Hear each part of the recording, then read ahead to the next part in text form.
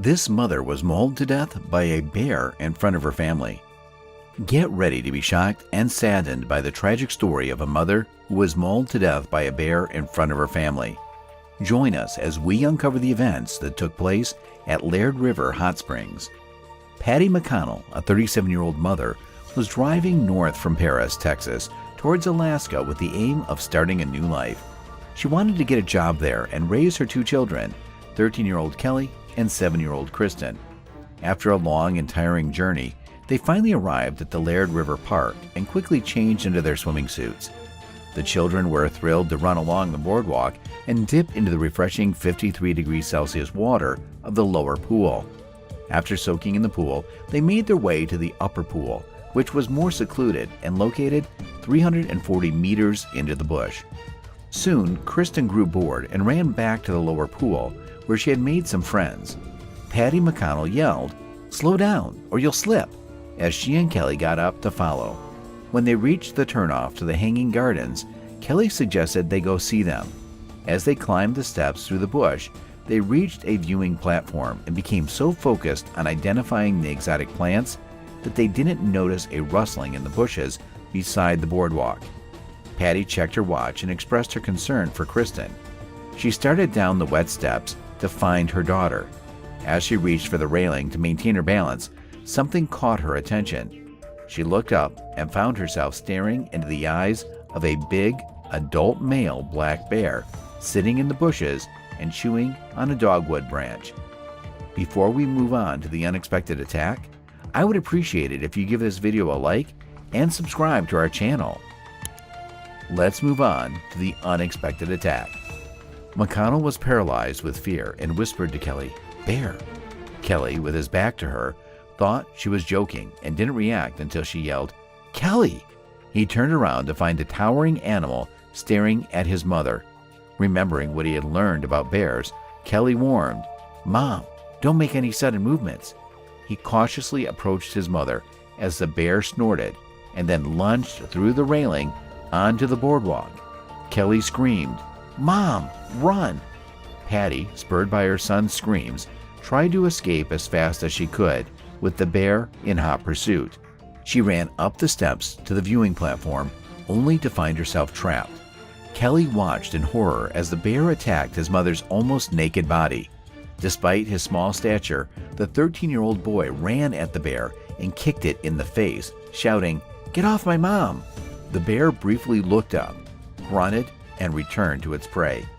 In a desperate search for a weapon, Kelly grabbed a sawed-off tree limb and began to furiously strike the bear's head with all his might, all the while screaming for help. The sight of his mother's blood on the bear's teeth fueled Kelly's rage. He fiercely swung his stick and hit the bear directly on the nose, drawing blood. The bear roared and retaliated with a swipe of its paw, leaving deep gashes on Kelly's neck and shoulders. The bear then targeted the terrified boy. Kelly was overpowered by the bear's massive weight and felt its teeth crushing his waist as it lifted him into the air and played with him like a toy. Just as Kelly was about to lose consciousness, the bear threw him to the ground. Kelly curled up in a ball. His mother lay motionless beside him, her skin pale, eyes open and lifeless. Kelly attempted to crawl towards her, but the bear attacked again, ripping flesh from his body. Kelly was overwhelmed by the bear's rancid breath and felt like he was going to be sick. He closed his eyes, accepting that he was about to die. Ray Kitchen was horrified by what he saw. He quickly grabbed a fallen tree branch and started hitting the railing, shouting, "Hey, get off!" But the bear was unresponsive. Determined to push the animal away from the child, Kitchen found a large branch and rammed it into the bear's stomach. However, the bear turned its attention to Kitchen and charged at him, sending both man and bear tumbling into the bushes. Kitchen, wearing only his swim trunks, tried to protect himself from the bear's claws by crawling on his knees to a tree and covering his head with his hands while shouting for help. With the bear's attention now on Raymond, Kelly finally found some relief. Despite being severely wounded with deep gashes from the bear's claws all over his body, he managed to crawl over to his mother. Upon hearing his voice, she stirred and he took her hand. Her breathing was labored and blood was seeping out of her body. Bite marks scarred Kelly's face and neck. Kelly comforted his mother, saying, "Everything's going to be all right. We'll face this together." His mother weakly spoke a few last words, telling Kelly to take care of his sister and expressing her love for him. With a final squeeze of Kelly's hand, she took her final breath. The cries of Kelly and Ray echoed throughout the woods, heard by others. Frank Hedingham, who was relaxing on a deck overlooking the lower pool, heard the commotion. Initially thinking it was just kids, he soon heard the shouts of "Help! Bear!" and "Get a gun!" Without hesitation, Hedingham sprang into action and headed towards the source of the screams. As they approached the viewing platform, Ingrid Berry, a wilderness firefighter and paramedic from Felton, California, and her friend Brad Westervelt saw two bodies covered in blood on the deck. However, the scene below the deck was even more horrifying. Ray Kitchen, still alive, was struggling as the bear's jaws were locked onto his upper arm and shoulder, and its claws were slashing at his already wounded body. With the news of the rogue bear spreading quickly, people were rushing towards the parking lot. But Bailey, who was used to encounters with bears in her line of work, and Hedingham pressed on, gathering sticks and chunks of wood as they ran towards the scene. Bailey, Westervelt, and Hedingham were determined to save Kitchen. Bailey hurled pieces of wood at the bear, shouting, "Get off him!" But the animal wouldn't budge.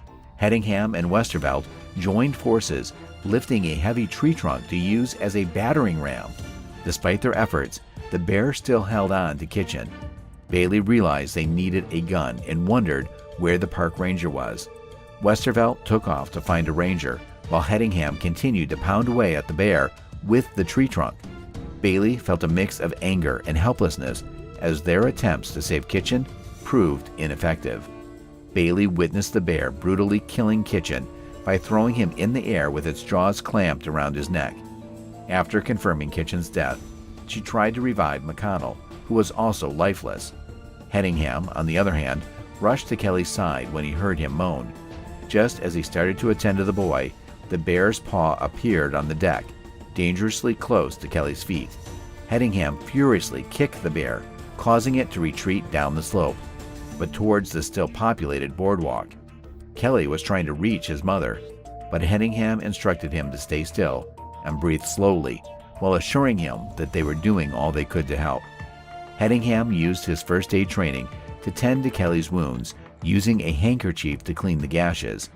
Bailey, recognizing the need for towels to act as compresses and more hands for CPR, cried out for help.